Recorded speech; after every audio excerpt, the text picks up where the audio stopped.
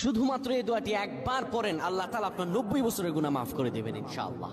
আপনার 90 বছরের গুনাহ মাফ হয়ে যাবে যদি মাত্র এই দোয়াটি যদি একবার পড়তে পারেন। আপনার ভাগ্য খুলে যাবে, রিজিকে বরকত আসবে, মনের ন্যাক আশা পূরণ হবে, আল্লাহ আপনার সব দোয়া কবুল করে দিবেন। সুবহানাল্লাহি ওয়া বিহামদি।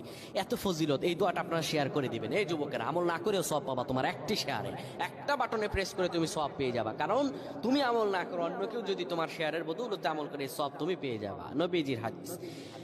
আমার ভাইয়েরা, আল্লাহর কাছে দোয়া করে, আল্লাহর কাছে দোয়া চাওয়া, এটি হলো মুমিনদের কাজ। আমার আল্লাহ বান্দাকে বলেন, বান্দারে উদউনি আস্তাজিব লাকুম, আমার কাছে চাও, আমার কাছে চাইলে আমি আল্লাহ তোমাকে দিয়ে দিব। কেউ যদি একবারে দোয়াটি পড়তে পারে, দোয়াটি হলো রব্বি ইন্নী যালামতু নাফসি ফাগফিরলি। কেউ যদি এই দোয়াটা একবার পড়তে পারে, আমার আল্লাহ তাআলা তার